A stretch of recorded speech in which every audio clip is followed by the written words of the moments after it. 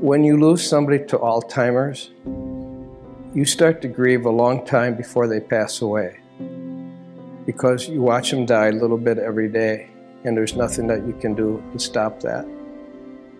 And when my wife passed away,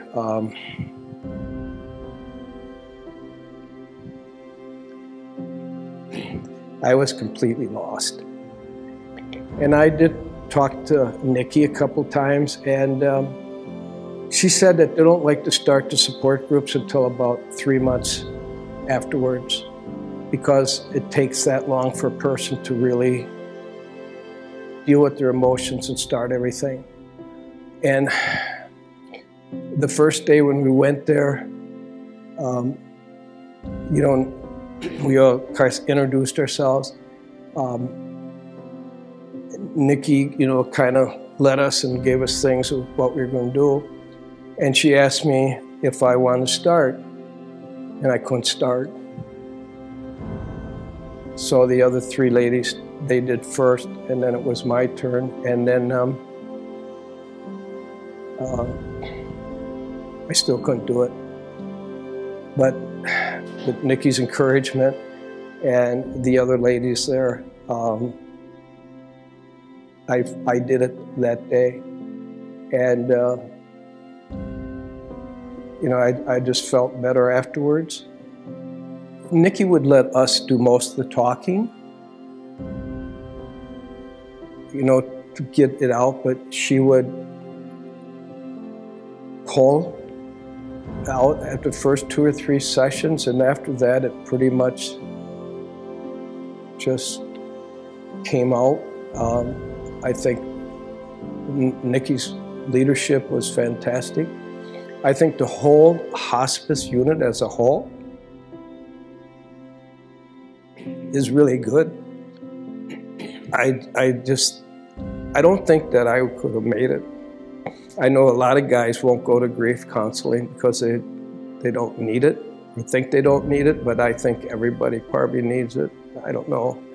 Maybe some people are different than others, but I know that I needed it, and I'm glad I went. I felt so much better, but I just feel that that grief was different, support different than my family's. My family's was more, are you sure you're okay? Do you need anything? Theirs was like, let's take care of your mind and your spiritual and your heart, where they try to get you off of that plateau where you're sitting at, looking out and seeing nothing. And they try to lead you to a place where you can come down off of that plateau and you can start seeing things. And looking past the heartbreak of, I wish I would have did this, I should have did this, I shouldn't have did that. That's just part of life, and is trying to bring you to that spot where you feel like you can live again and breathe again. And I think part of the thing is sharing these other people's heartache and their feelings.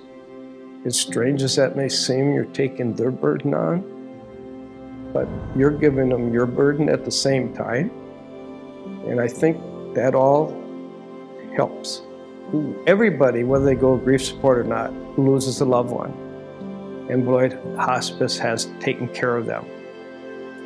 They do a quilt. They have people that volunteers to do a quilt, and everybody gets to put, I think it's like a 4x5 or something, picture or a saying or whatever they want. You put on a piece of paper, and then these people stitch them all into a quilt. Every spring, hospice puts on a memorial program for those who have lost their loved ones in the past year. All their families, anybody that wants to come can come. And everybody's given a candle. And then they read off the names of everybody that has passed away. And it's really quite emotional, and it's really nice. I think when you go there, it's kind of like maybe a final closing. I think about it. It's like this is all done and over with now.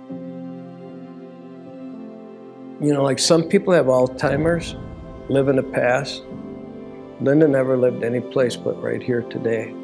She never talked about her past, never remembered nothing, never talked about the future. It was just what was here today was what here today. And so in one afternoon, about a week and a half before she passed away, a couple weeks, I was sitting there and I was talking to her. And she never answered nothing. And I said to her, Linda, do you love me? And without a minute of hesitation, she looked at me and said, all the time.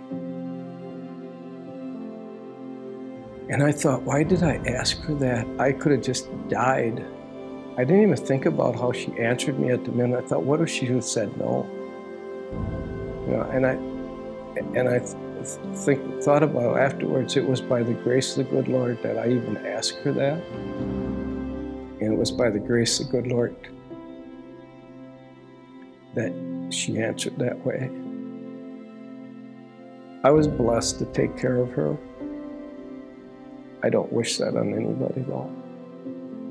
Like I said, it is to me the worst of the worst to die. Because they don't die today, they die for years. And I think that having that grief counseling did more for me than I can even say.